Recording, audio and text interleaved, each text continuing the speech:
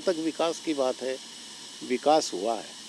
हुआ ये चीज़ आप एक्सेप्ट करते हैं? ये तो हुआ है, लेकिन माउंडिया जी हैं जिला अध्यक्ष, उनकी तो बात ही छोड़ो। वो तो स्वयं अपने आप को न जाने भगवान क्या मानते हैं कि यार अपना जो है ना नैतिक कर्तव्य यही बनता है कि एक बार पुनः अपने को चौधरी के साथ ही रहना है, चाहे उनको टिकट मिले या नहीं मिले। नमस्कार, मैं किशोर कुमार, ग्रामीण मीडिया पर आपका बहुत स्वागत है। आज उदयपुरवाटी विधानसभा के ग्राम पंचायत देपरा में हम पहुंचे हैं। देपरा के सरपंच प्रतिनिधि मूलचंद सैनी जी हमारे साथ मौजूद हैं और ग्राम पंचायत चमरा के सरपंच धर्मराज जी सैनी हमारे साथ मौजूद हैं। देखिए, हम बात करें कि विधानसभा के चुनाव है, जो नज़दीक आ रहे हैं, चुनाव की सुगबुगाहट और सरगर्मियाँ हैं वो तेज़ होने लगी हैं। हमने पौं के पूर्व सरपंच मूलचंद सैनी जी का स्टेटमेंट लिया था। उन्होंने ऐलान किया था कि इस बार भारतीय जनता पार्टी की टिकट से मैं उदयपुरवाटी में विधानसभा का चुनाव लड़ूंगा।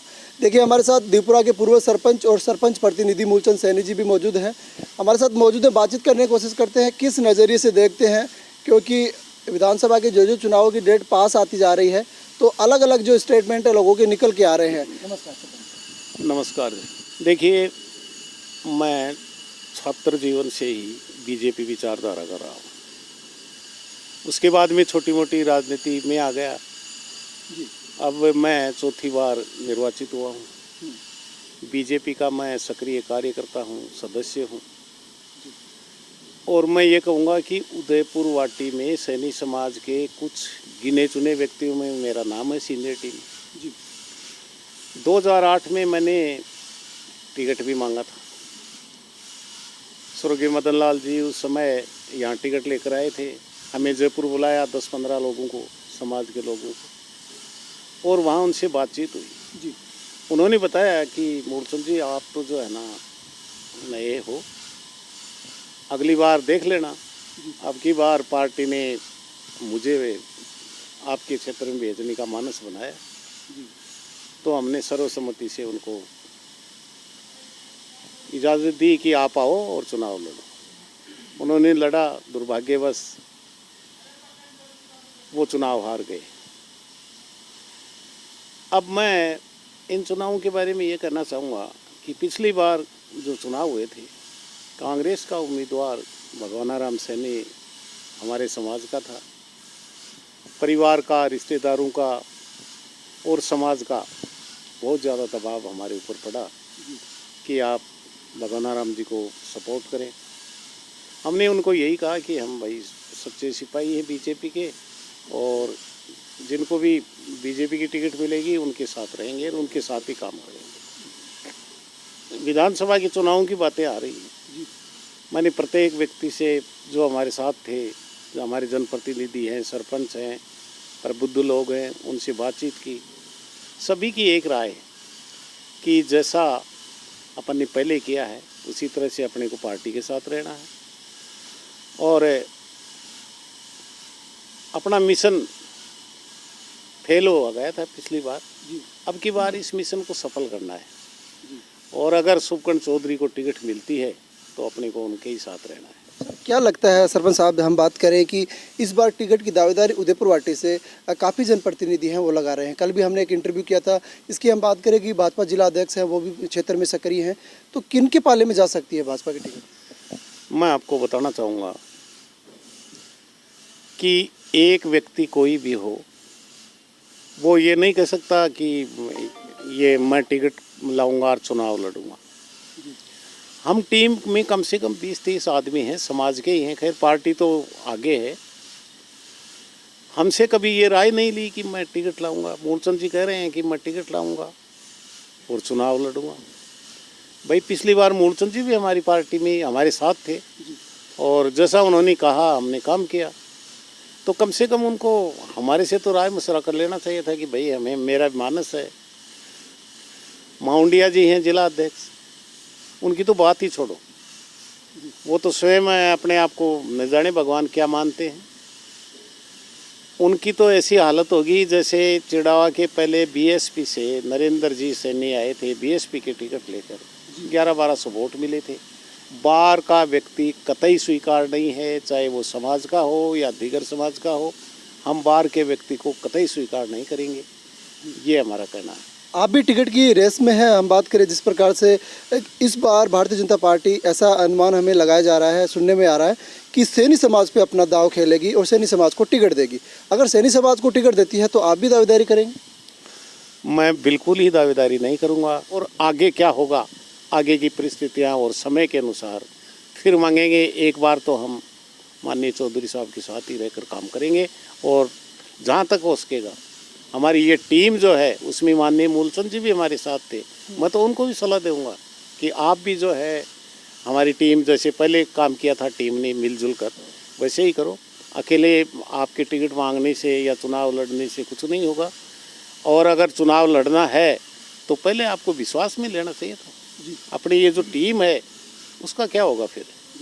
और माउंडिया जी के लिए मैं ये कहूँगा कि आप तो ना आए तो अच्छा रहे। माउंडिया जी ने पंचायत चुनाव में इतना भ्रष्टाचार फैलाया है उदयपुर वाटी में, 10-15 टिकटें दी हमारे आदमियों को, सैनी समाज के लोगों को, लेकिन उन लोगों को दी कांग्रेस के दबाव में आकर और उनसे रिश्वत लेकर, उनको ऐसे कमज़ोर आदमियों को टिकट दी। बशर्ते ये हुआ उसका परिणाम कि काफ़ी लोग हमारे चुनाव हार गए, 1-2 सीटें हम जीत पाए।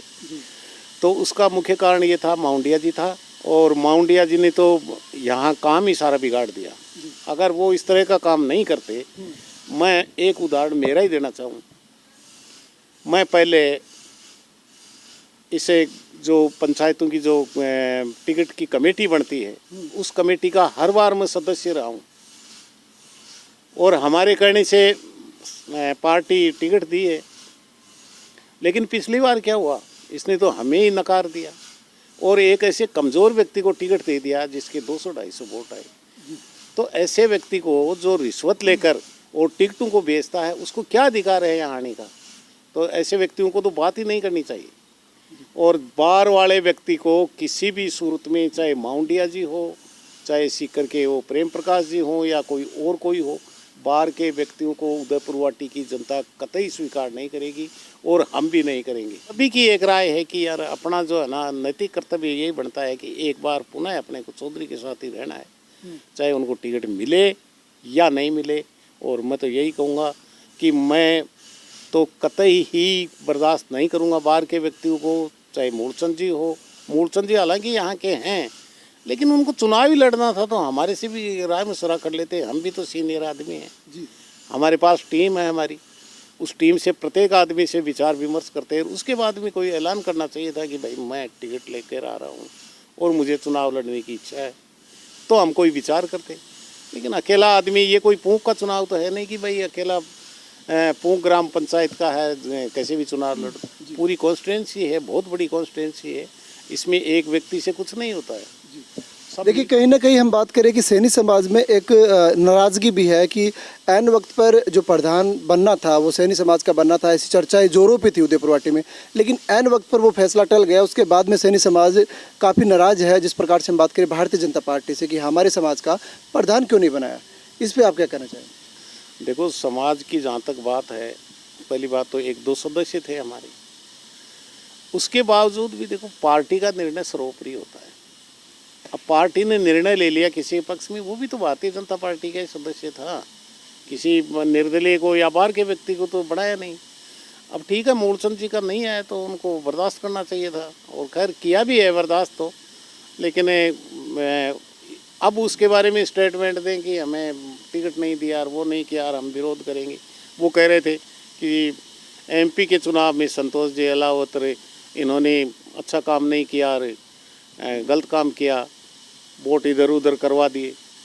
मैं ये कहूँगा, मैं जितना नज़दीक शुभकर्ण चौधरी के और संतोष अहलावत के हूँ, उतना शायद ही इस 8 गाँव में कोई दूसरा व्यक्ति होगा।